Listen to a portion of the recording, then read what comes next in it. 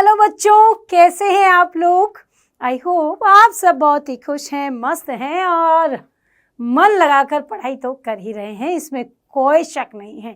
क्योंकि मैं देख रही हूँ लगातार मेरे बच्चे अच्छे से कमेंट कर रहे हैं, पढ़ रहे हैं और बहुत बहुत बहुत अच्छा लगा ये देखकर कि आप लोग जो हम बात कह रहे हैं उसको फॉलो कर रहे हैं। इसके लिए भी आप लोगों को बहुत ज़्यादा थैंक यू है कि हमने कहा कि बेटा बातें नहीं करनी है, आपको पढ़ाई पे ध्यान देना है, जब तक मैं पढ़ा रही हूँ उस समय क्लास पर ही ध्यान देना है।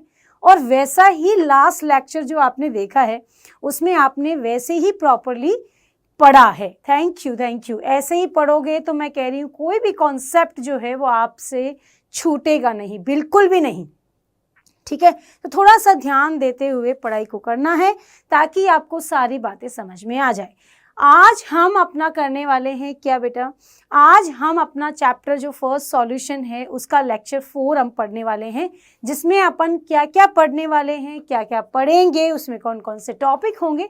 उससे पहले अपने को ये पता होना चाहिए कि अपने को इस होमवर्क जो दिया है वो सबसे इम्पॉर्टेंट है कि वो अपने को करना है। कुछ बच्चों ने कमेंट्स में लिखा है कि मैम होमवर्क ओपन नहीं हो रहा है। ऐसा नहीं है, आप अच्छे से उसको लिंक पे क्लिक करो, है ना। डिस्क्रिप्शन में जो लिंक दिया है, कमेंट में जो लिंक शो हो रहा है उस पर क्लिक करो, आपको हो जाएगा। और चैनल को यदि सब्सक्राइब नहीं किया हो सकता है तो पहले वो सब्सक्राइब करो ताकि आप उसके साथ जुड़ सको, राइट। और डेली जो क्लासेस जिस भी सब्जेक्ट की हो रही है यू मेक श्योर कि आपको वही टॉपिक्स में से क्वेश्चन दिए जा रहे हैं। ऑफ कोर्स हम वही टॉपिक में से ही क्वेश्चन देते हैं, लेकिन आपको कोशिश करना है कि हम जो चैप्टर पढ़ा रहे हैं, जो लेक्चर पढ़ा रहे हैं, उसके पीछे के जो लेक्चर्स हो चुके हैं उसको कोरिलेट करते हुए भी क्वेश्चंस आएंगे।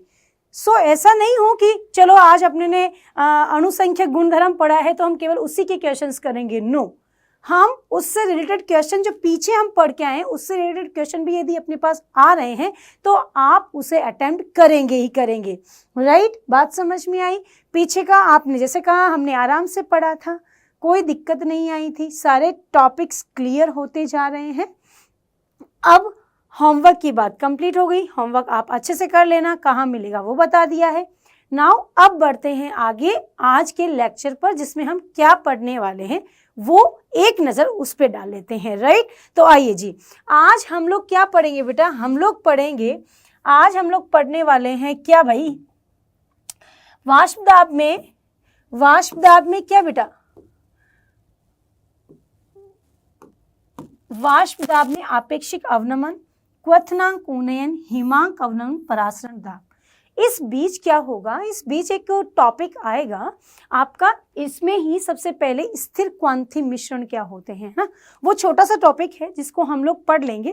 पर मेन जो अणुसंख्यक गुणधर्म होते हैं उनमें से क्वेश्चन डायरेक्टली पूछा जाता है। सो आप बच्चे और 11th और 12th के जो बच्चे हैं जो नीट और जेई का भी इसी साल एग्जाम देने की सोच रहे हैं, मैं तो कहूँ देना ही चाहिए, आप बच्चों को देना ही चाहिए, डेफिनेटली देना चाहिए, बिना किसी मतलब कि कोई भी सोच विचार के। क्योंकि जब आपको पता है कि आपको इसी फील्ड में जाना है तो क्यों ना आज ही कोशिश कर ली जाए, है ना।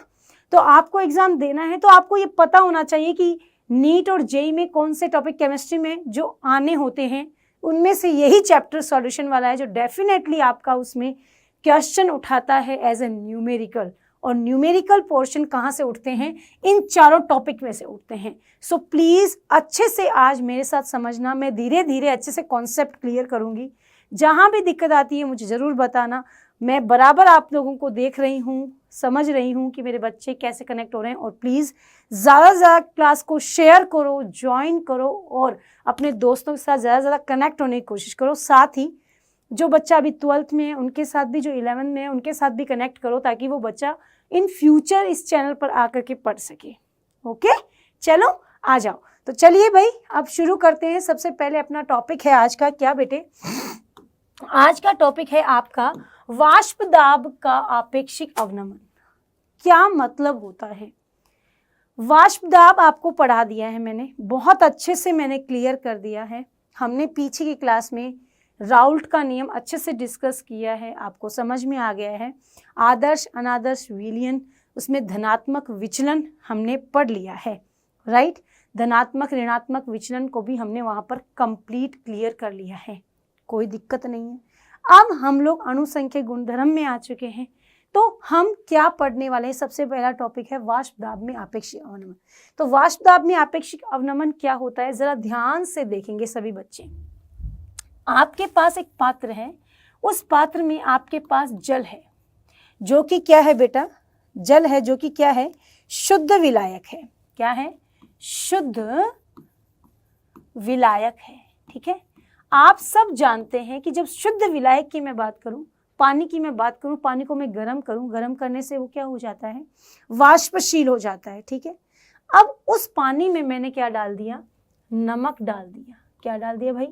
नमक डाल दिया। नमक डालते से ही क्या हुआ? नमक डालते से ही क्या हुआ? नमक डाला, डालते से ही जो वाष्पशील कण थे, अब वो वाष्पशील होने की बजाय वापस तली में बैठ गए। आपने तो हीट किया था, लेकिन वाष्पशील जो कण है वो नमक के मिल जाने की वजह से उनमें वाष्पशीलता क्या हो गई? कम हो गई। ठीक है, मान लो कि आपने देखा कि पानी जो है वो दाब कितना डाल रहा है? 2 बार डाल रहा है। वहीं पर जैसे ही नमक डाला तो क्या हो गया? 1 बार हो गया। इसका मतलब दाब की मापने की इकाई बार ही तो होती है। ठीक है, तो दाब में क्या आई बेटा? नमक डालने से कमी आई, तो उसे हम कहते हैं आपेक्षिक अवनमन। किसी के सापेक्ष दाब में कमी। आपेक्षिक शब्द का यूज का मतलब होता है किसी के सापेक्ष किसी में कमी होना, तो अवनमन। किसी के सापेक्ष किसी में वृद्धि होना, उन्नयन। ठीक बात? शब्दों के अर्थ पता नहीं है तो अपनी कॉपी में, हास्य में, आपकी ये कॉपी है, इस कॉपी के अंदर हम नोट्स आप जब बना रहे हैं तो यहाँ पर ऊपर एक जगह इतनी सी रही है जहाँ आप लोग डेट वगैरह डालते, तो इसको हास्य कहते हैं। क्या कहते हैं? हास्य कहते हैं। यहाँ पर लिख लिया करो आपेक्षिक शब्द का अर्थ क्या है, उन्नयन का अर्थ क्या है, अवनमन का अर्थ क्या है, ताकि आप जब भी पढ़ें तो आपको वापस वो चीज समझ में आ जाए। ठीक बात? एक बार थम्स अप भेजो, बात समझ में आ गई है। तो अब मैं फॉर्मूला जो परिभाषा है वो पढ़ देती हूँ। किसी शुद्ध विलायक में अवाष्पशील विलय घोला जाता है तो उसका वाष्प दाब कम हो जाता है, अर्थात विलयन का वाष्प दाब शुद्ध विलायक से कम होता है। इसे वाष्प दाब में आपेक्षिक अवनमन कहते हैं। शुद्ध वाष्प दाब का क्या हो जाता है? वाष्प दाब थोड़ा सा कम हो जाता है। किसकी वजह से? अशुद्ध या अवाष्पशील विलय के मिल जाने से। अवाष्पशील विलय के मिला देने से वाष्प दाब में क्या आ जाती है? कमी आ जाती है। क्लियर है? बात समझ में आ गई? अब चलते हैं आगे। राउल्ट ने अवाष्पशील विलय युक्त विलयनों के लिए राउल्ट नियम दिया, जिनके अनुसार किसी शुद्ध विलायक में अवाष्पशील विलय घोला जाता है तो वाष्प दाब का आपेक्षिक अवनमन विलय के मोल अंश के बराबर होता है। ठीक बात है? किसके बराबर होता है? आपेक्षिक अवनमन विलय के मोल अंश के बराबर होता है। ठीक बात है? बात क्लियर हो गई है? जब किसी शुद्ध विलायक में अवाष्पशील विलय मिलाया जाता है, शुद्ध वाष्पशील विलायक में नमक मिलाया जाता है तो वाष्प दाब में कमी आ जाती है। अवनमन मतलब कमी आ जाती है, तो उसे हम क्या कहते हैं? वाष्प दाब में आपेक्षिक अवनमन कहते हैं। ठीक बात है? क्लियर हो गया? अब आओ, अवाष्पशील विलय द्वारा शुद्ध विलायक के वाष्प दाब में अवनमन तथा शुद्ध विलायक के वाष्प दाब में के अनुपात को वाष्प दाब का आपेक्षिक अवनमन कहते हैं। अब मुझे एक चीज याद आ गई पढ़ाते पढ़ाते। अब आप सोच रहे होंगे क्या मैम क्या याद आ गया, है ना? मैं बताती हूँ क्या याद आया।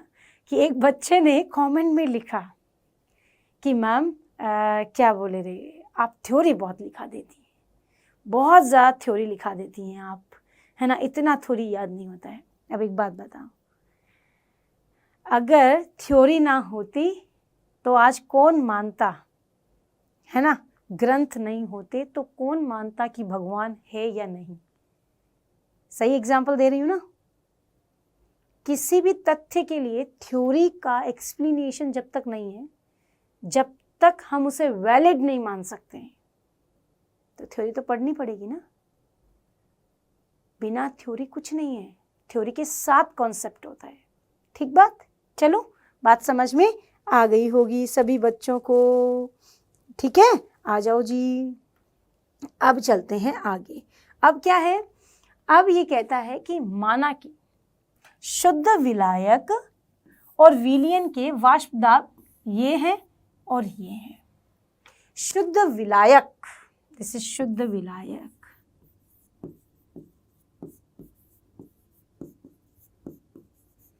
और ये क्या है,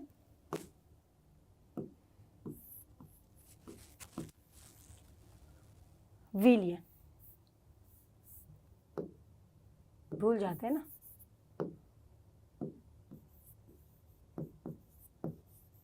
ठीक बात है, कोई दिक्कत नहीं है।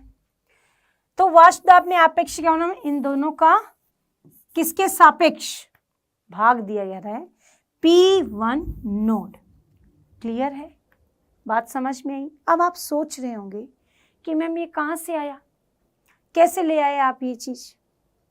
बात समझो, अगर मैं कहूँ कि अपने पास कोई भी शुद्ध विलायक है ना, कोई भी पदार्थ है, अपने पास एक पात्र है, ठीक है, उस पात्र के अंदर क्या होता है, अपने पास उस पात्र के अंदर क्या होता है बेटा, शुद्ध विलायक है, जिसे अपन क्या कहते हैं, P नोड 1, ठीक कहते हैं। और अगर इसमें कुछ मिला दिया है तो वो ये पूरा क्या बन गया, सॉल्यूशन। इसे हम लिख दिया P। हाँ, आप सब जानते हैं P1 जो है समानुपाती X1 होता है, ठीक है, यस और नो जल्दी बताओ।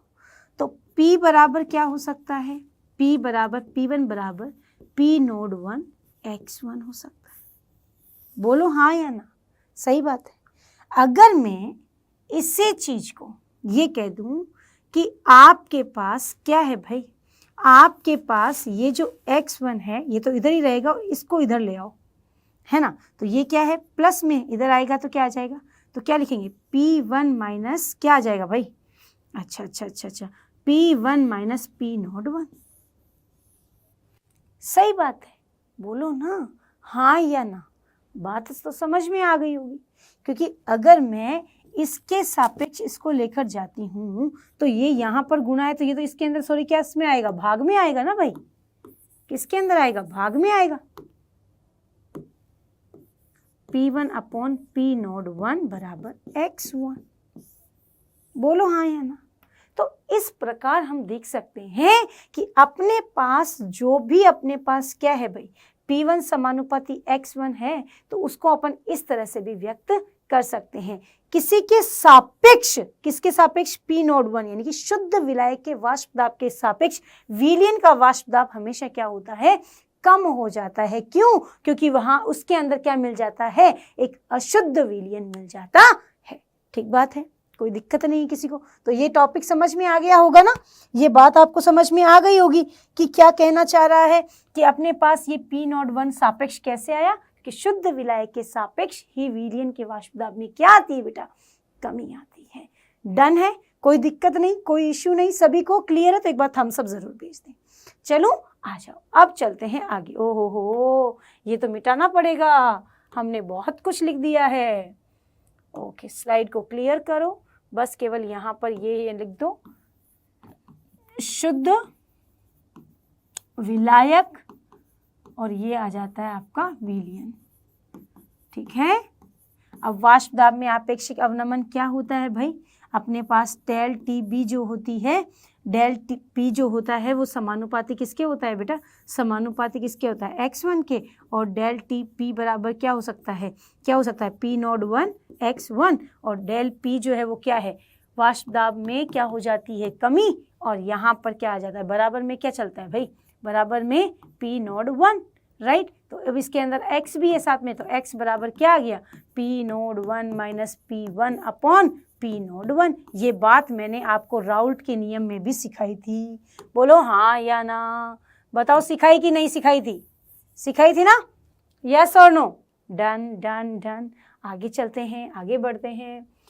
अब आपको बताया वही X1 यहाँ लिख दिया ना, माना किसी भी विलयन में विलायक और विलय के मोल क्रमशः N1 N2 है, समानुपाती X के था, तो मोलों की संख्या क्या होती है, N1 N2 होती है, वो मोल भिन्न है।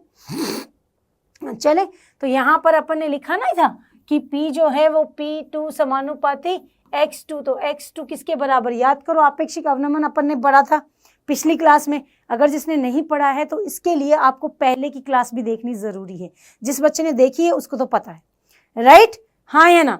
तो यहाँ पर अपन ने X2 बराबर क्या लिख दिया, N2 बराबर N1 N2, और राउले नियम से P01 P1 upon P01, clear है, राउले नियम से यही था बराबर किसके था, X2 के। X2 राउले नियम क्या था, राउले नियम यही तो था, डेल P या P01 minus P1 upon P01 बराबर X2 था। तो इसको X2 को हम लोग क्या कर सकते हैं, इस X2 की जगह हम क्या लिख सकते हैं, N2 upon N1 plus N2, ठीक है। अब आप जानते हैं कि N1 को हम लोग नगण्य मानते हैं, N2 को हम नगण्य क्यों मानते हैं, क्योंकि आपने जो विलय मिलाया है वो विलय बहुत कम है, बहुत ज़्यादा कम है। तो हम लोग क्या करते हैं, हम ये लिख देते हैं N2 is very very less than N1। तो हम लोग क्या लिख देते हैं, केवल क्या लिख देते हैं बेटा, N2 अपॉन N1। क्लियर है, बात समझ में आ गई। तनु विलयन के लिए N1 N2 N1, ठीक बात है, क्लियर हो गया। तो यहाँ पर क्या लिख दिया, केवल N2 बट्टा N1। अब इसी को आगे कंसीडर करते हुए हम लोग देखते हैं कि अपने पास जो N1 है वो क्या है, मोलों की संख्या, और मोल्स बराबर क्या होते हैं बेटा, मोल बराबर क्या होते हैं, मोल बराबर होता है कि आपने किसी भी पदार्थ का मोल निकालना है तो उस पदार्थ का क्या भाई, पदार्थ का क्या, ग्राम में मात्रा, यानी कि भार बट्टा अणुभार, जिसे हम लोग W अपॉन कैपिटल M लिख देते हैं। तो W अपॉन M लिख दिया, अगर N2 है तो W2 अपॉन M2 लिख दिया। अतः यहाँ पर ये तो चीज सिमिलर है, इसको आप डेल P अपॉन P01 भी लिख सकते हैं, बराबर क्या लिख सकते हैं, W upon W2 M1 upon W1 into M2। Clear है, कोई दिक्कत नहीं, होनी भी नहीं चाहिए, यहाँ तक बात सभी को समझ में आ जानी चाहिए कि यस मैम हमारा क्लियर है, ठीक है। वाष्प दाब में आपेक्षिक अवनमन सबका क्लियर हो गया, वेरी गुड वेरी गुड। चलते हैं आगे। अब आता है क्वथनांक किसे कहते हैं, यानी कि वाष्प दाब में आपेक्षिक अवनमन क्लियर है, कोई इश्यू नहीं है। बेसिकली आपका क्वेश्चन जो है वो यहीं से आता है, तो आपको ये क्वेश्चन पता होना चाहिए, ठीक है।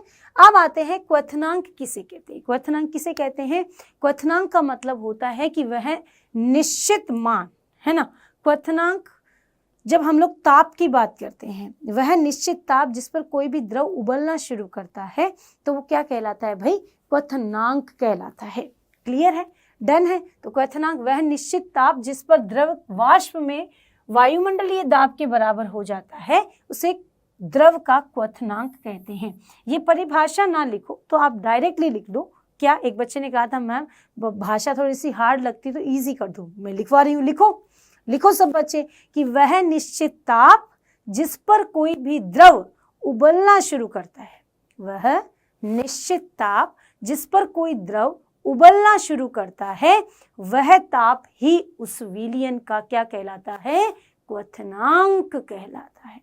क्लियर है, डन है। तो हमेशा याद रखो, एक वायुमंडलीय दाब यानी कि एटीएम या 1.013 बार बराबर जल, जो शुद्ध जल है, इतने दाब पर कितना ताप चाहिए, 373.15 केल्विन।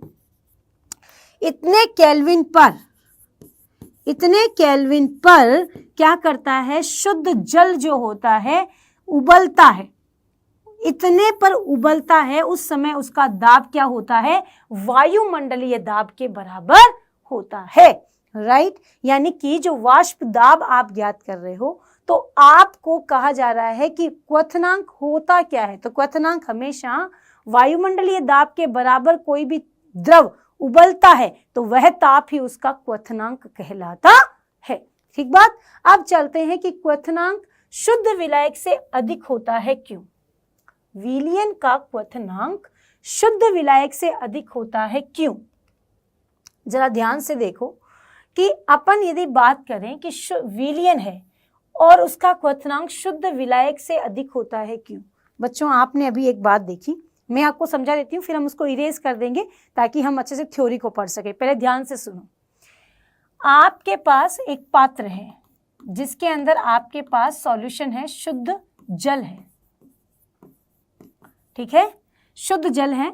इसको हमने गर्म किया, ठीक है, और गर्म हमने 373 केल्विन ताप पर किया।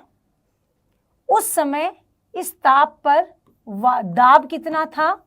दाब था 180 m, या फिर मैं कहूं 1.013।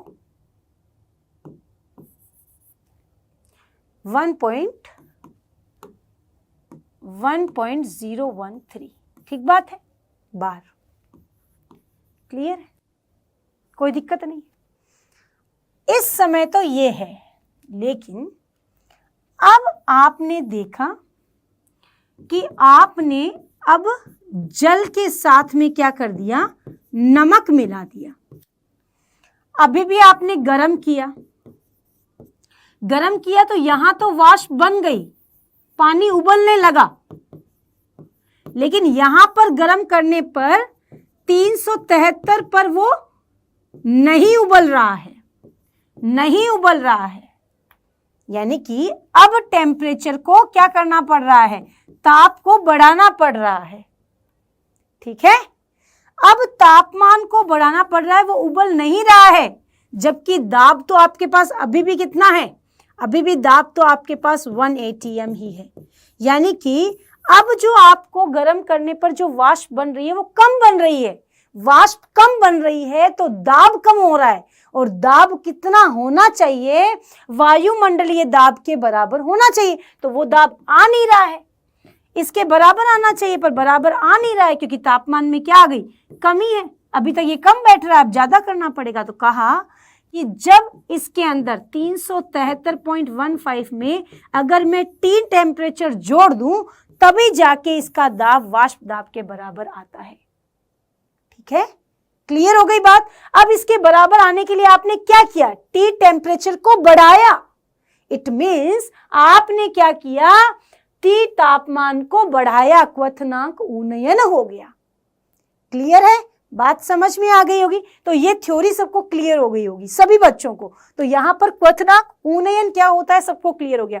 शुद्ध विलायक का तो इतना ही होता है, लेकिन अशुद्धि मिलाने पर इतने पर उबलता नहीं है, नहीं उबल रहा है तो वाष्प में कमी आ गई, दाब में कमी आ गई। अब दाब इसके बराबर नहीं है।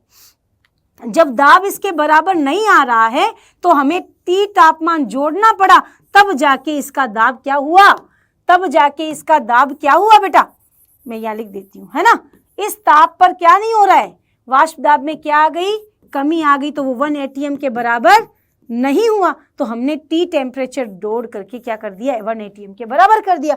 तो T टेम्परेचर बढ़ाना पड़ा ना, इसी के लिए ये अधिक होता है, क्योंकि अशुद्धि मिलाने पर वाष्प दाब कम हो जाता है। ठीक है, अब क्लियर है? सभी बच्चे एक बार इसको स्क्रीनशॉट ले लेना ताकि आप बच्चों को ये बात क्लियर हो जाए। अब मैं कर देती हूँ इसको ऑल इरेज। अब आ जाते हैं अपन थ्योरी पर।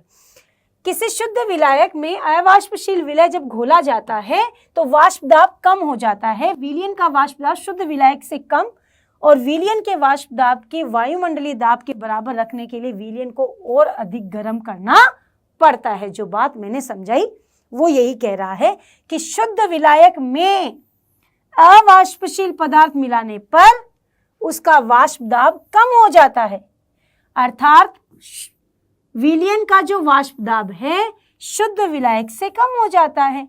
विलयन के वाष्प दाब में वायुमंडलीय दाब के बराबर करने के लिए तापमान को बढ़ाना पड़ता है। ठीक है, अतः विलयन का क्वथनांक शुद्ध विलायक से अधिक होता है, इसे क्वथनांक में उन्नयन कहते हैं। मेरी हिसाब से सब बात समझ में आ गई, क्योंकि मैंने वो बहुत अच्छे से आपको क्लियर कर दिया है। इसीलिए हम लोग क्या लिखते हैं यहाँ पर? हम लिखते हैं शुद्ध विलायक के वाष्प दाब में क्या आती है? कमी आ जाती है विलयन के वाष्प दाब, राइट। यानी कि डेल टीबी बराबर TB minus TB naught. Clear है? हाँ या ना? यानी कि ये क्या कह रहा है? क्वथनांक में उन्नयन ये कह रहा है कि आपके पास शुद्ध विलायक व विलयन के क्वथनांक क्रमशः टीबी नॉट और टीबी है। साफ साफ अगला कह रहा है कि विलयन का वाष्प दाब शुद्ध विलायक से कम होता है। विलयन का वाष्प दाब शुद्ध विलायक से हमेशा क्या होता है? कम होता है। वाष्प दाब कम होता है, जबकि क्वथनांक क्या होगा? ज्यादा। तो ये रहा क्वथनांक, ये विलयन का क्वथनांक है बेटा, ये विलयन का क्वथनांक है। विलयन का क्वथनांक क्या होगा? ज्यादा शुद्ध विलायक की तुलना में, क्योंकि जब तक तापमान बढ़ेगा नहीं तब तक क्या नहीं होगा?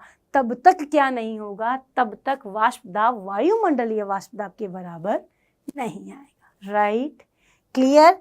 चलें आगे। तो अब आता है अपने पास सबसे पहले उन्नयन की जब अपन बात कर रहे हैं, अपन जब उन्नयन की बात कर रहे हैं तो उस समय अपन देखते हैं कि अपने पास किसी भी शुद्ध विलायक में कोई अवाष्पशील पदार्थ मिलाया जाता है तो उसके वाष्प दाब केंद्रीय कण पर सतह पर आ जाते हैं और वाष्प दाब का मान कम हो जाता है। इसीलिए द्रव के वाष्प दाब को वायुमंडलीय दाब के बराबर करने के लिए द्रव को और अधिक ताप देना पड़ेगा। सही बात है, यानी कि अपने को वाष्प दाब जो है वायुमंडलीय वाष्प दाब के बराबर लाने के लिए तापमान को बढ़ाना पड़ेगा। ये तो थ्योरी है, समझनी है, बाकी हम इस कॉन्सेप्ट को पूरा क्लियर करके आए हैं। इसका क्वथनांक का मान बढ़ जाता है, क्वथनांक में उन्नयन हो जाता है, इसे क्वथनांक उन्नयन कहते हैं। उतारना जरूर, ये चीजें सब क्लियर कर देनी है। ठीक है, आ जाओ।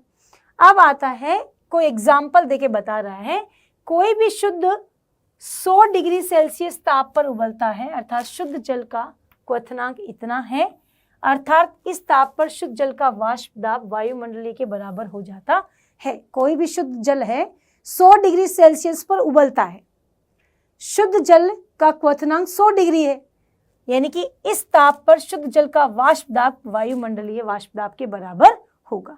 सही है, पानी है, शुद्ध विलायक है, उसे हम उबालते हैं तो वो गर्म होता है, गर्म होकर के वाष्प में बदलता है, तो उसके ऊपर जो कण उबल कर वाष्प में बदले हैं तो क्या दाब डाल रहे हैं सतह पर? बिल्कुल डाल रहे हैं। वो दाब किसके बराबर होगा? शुद्ध है तो वो शुद्ध ही दाब दिखाएगा, और शुद्ध दाब क्या होता है?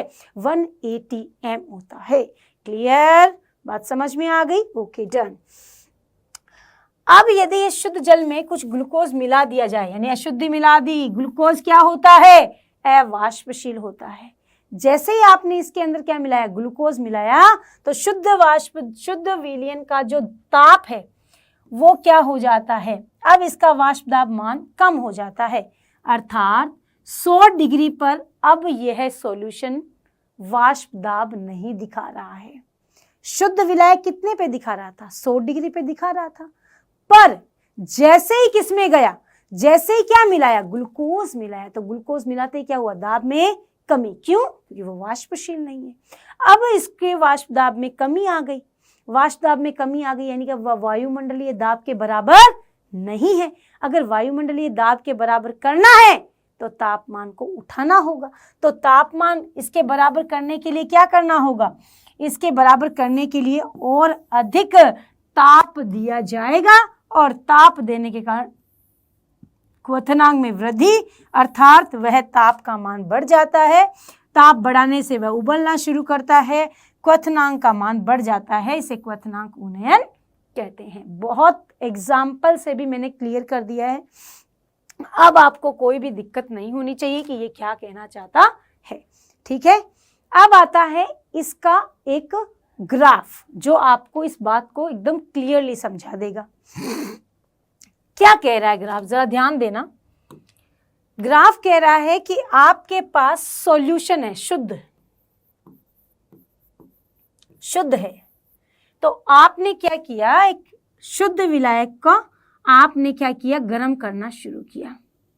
शुद्ध पदार्थ था, गर्म किया, और इस ताप पर उसका जो दाब था, अच्छा सॉल्यूशन है ये, तो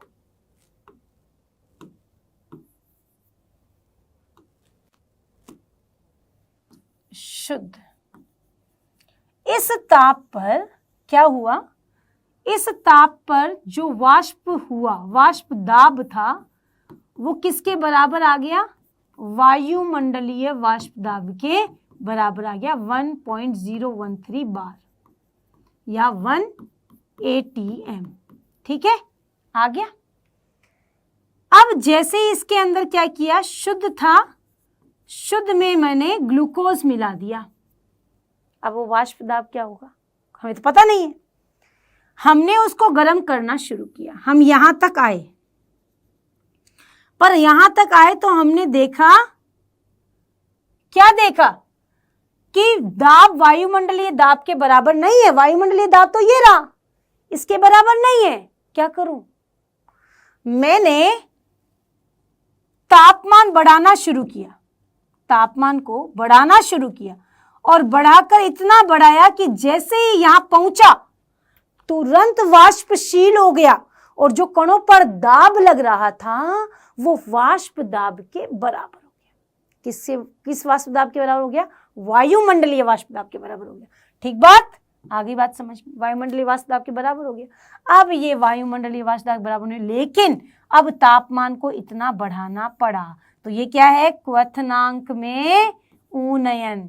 ये क्या है, शुद्ध विलायक का क्वथनांक। ये क्या है, विलयन का क्वथनांक।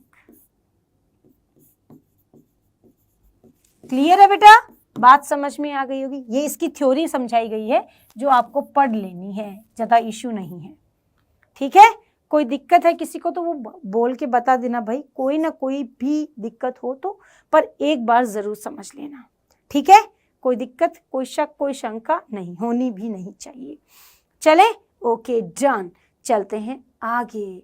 अब आता है क्वथनांक में उन्नयन। सबसे पहले कि आपको क्वथनांक उन्नयन क्या होता है बेटा, विलयन का क्वथनांक ज्यादा है क्योंकि उसमें अशुद्धि मिली हुई थी, तो वाष्प दाब को बराबर किसके करना था, वायुमंडल के बराबर।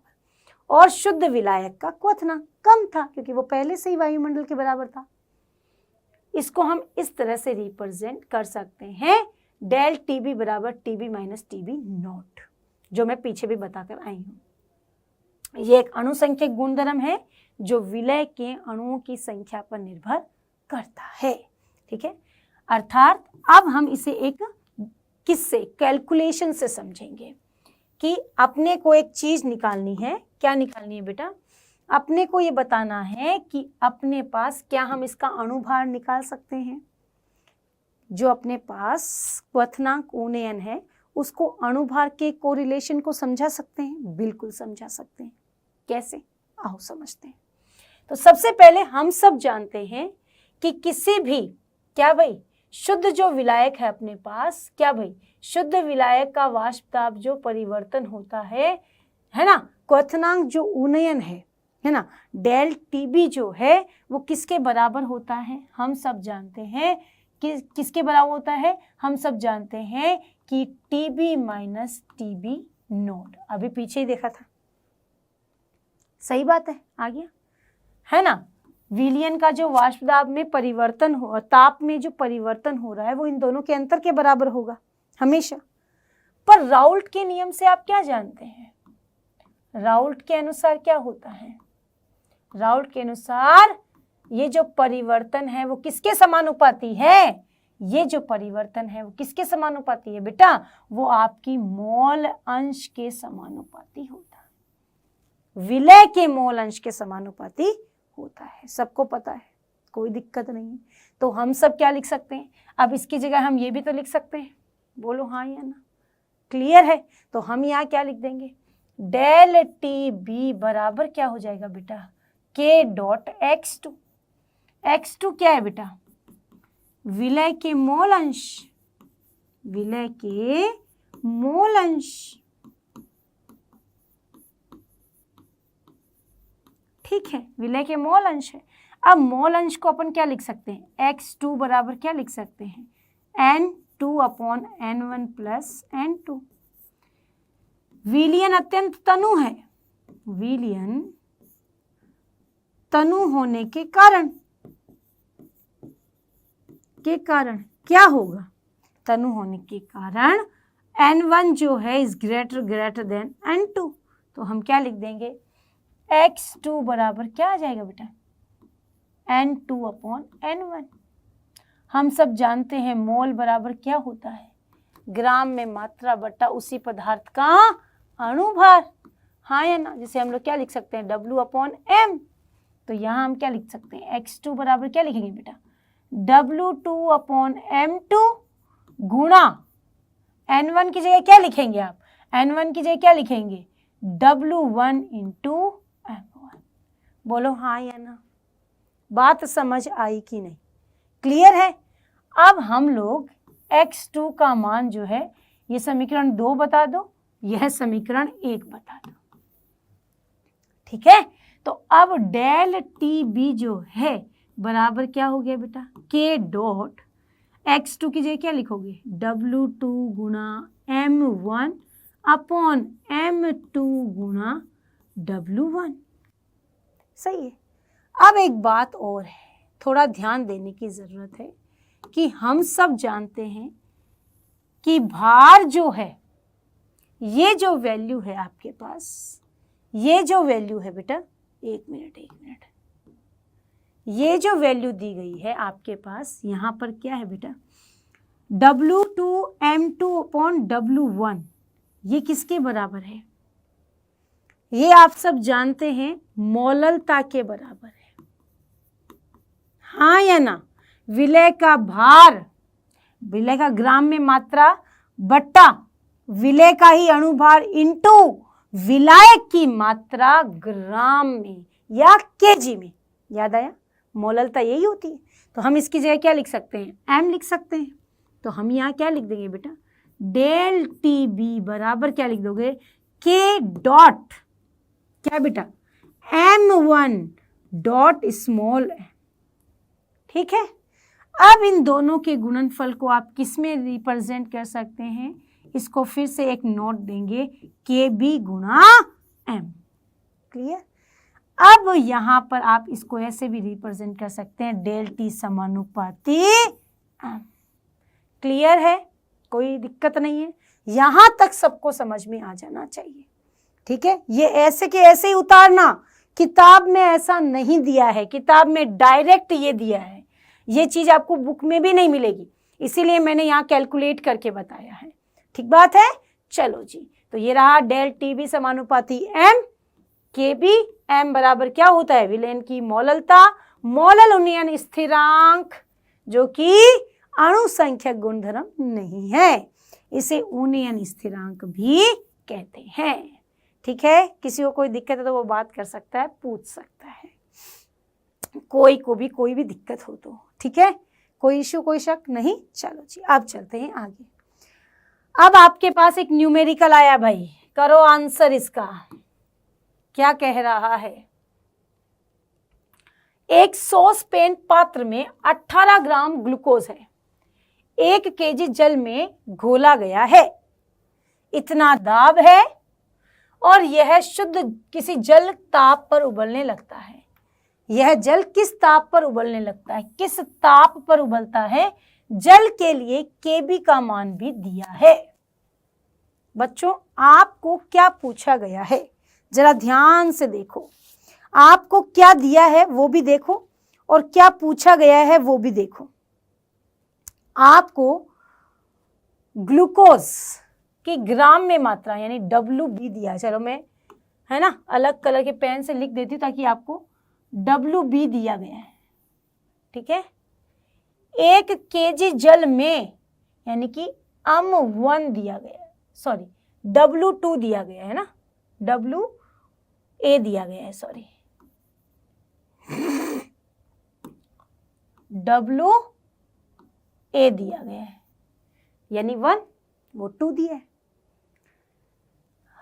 इतने बार दाब पर यह जल किस ताप पर उबलता है, यानी कि आपको क्या क्या दिया है, देखो अपने पास होना क्या चाहिए वो तो पहले फॉर्मूला लिखो, KB दे दिया यानी कि आपको फॉर्मूला लगाना है, del T B is equal to क्या बेटा,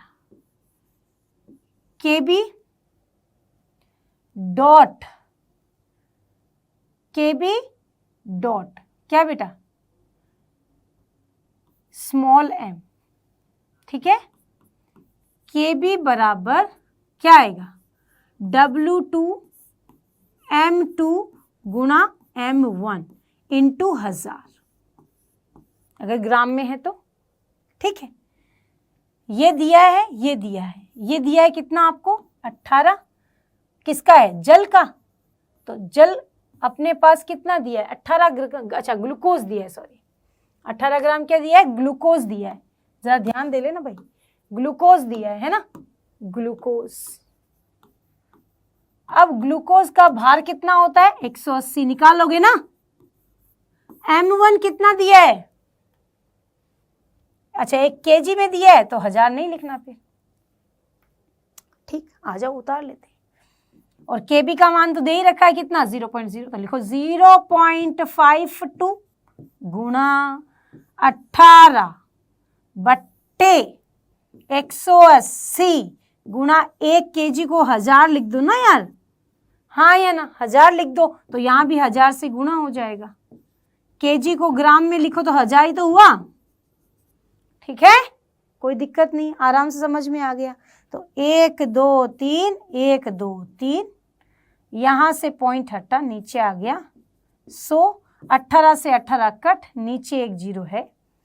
आपके पास क्या आया बेटा, डेल टी बी बराबर क्या आ रहा है, आपके पास आ रहा है क्या बेटे, आपके पास आ रहा है डेल टी बी बराबर आ रहा है 0.52 अपॉन 1000, 2 0 तो ये रहे, 1 0 ये रहा, कितना आया आंसर 0.052।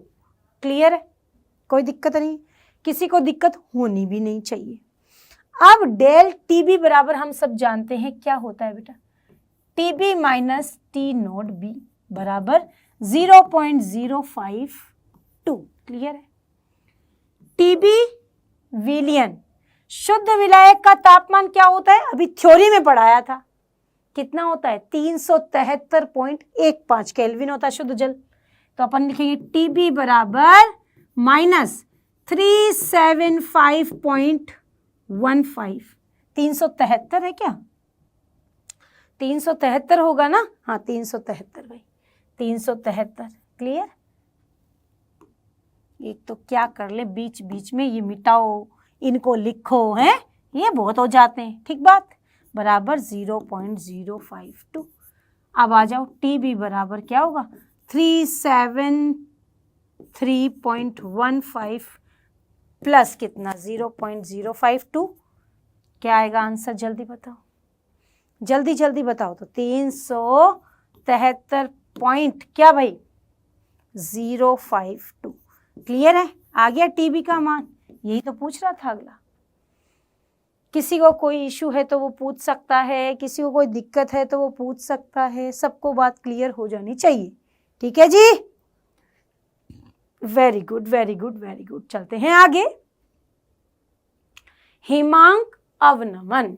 अब हिमांक अवनमन क्या होता है, हिमांक अवनमन का मतलब है वही चीज कि अगर किसी पदार्थ को जमाना है ना, तो क्या तापमान में कमी होगी कि वृद्धि होगी। इसका एक एग्जाम्पल मैं बताती हूँ, आप सब देख लेना, क्या करके देखोगे आप, क्या जानोगे आप, ये देख लेना कि आपके पास कितना कंपाउंड आ रहा है। कहने का मतलब है कि यदि मैं बात करूं कि आपके पास एक शुद्ध विलायक है, ठीक है, जल है, जल को कटोरी में डाल के फ्रिज में रखो और उसी जल में नमक मिलाकर भी कटोरी डाल के फ्रिज में रख दो, आप क्या देखोगे कि जिसमें नमक मिलाया हुआ था ना वो जल्दी जम गया, जबकि शुद्ध पानी नहीं। ये आप प्रैक्टिकली कर सकते हैं, मैं साफ साफ कह रही हूँ, आप देख सकते हो, आपको आंसर मिल जाएगा। वही ये कह रहा है कि किसी भी विलायक में अवाष्पशील विलय मिलाने पर प्राप्त विलयन का वाष्प दाब शुद्ध विलायक के वाष्प दाब से कम होता है, जिसके कारण हिमांक ताप में कमी आ जाती है। अर्थात वाष्प दाब अवनमन के कारण विलयन का हिमांक शुद्ध विलायक के हिमांक से कम हो जाता है। इस प्रकार विलायक और विलयन के हिमांक का अंतर हिमांक में अवनमन कहलाता है। क्वथनांक बढ़ रहा था, हिमांक घट रहा है। क्लियर है, नो इश्यू, कोई दिक्कत नहीं है, किसी को भी होनी भी नहीं चाहिए। दिक्कत तो बिल्कुल नहीं होनी चाहिए, ताकि आपको कॉन्सेप्ट बिल्कुल क्लियर हो जाए। तो हिमांक अवनमन समझ में आया क्या होता है?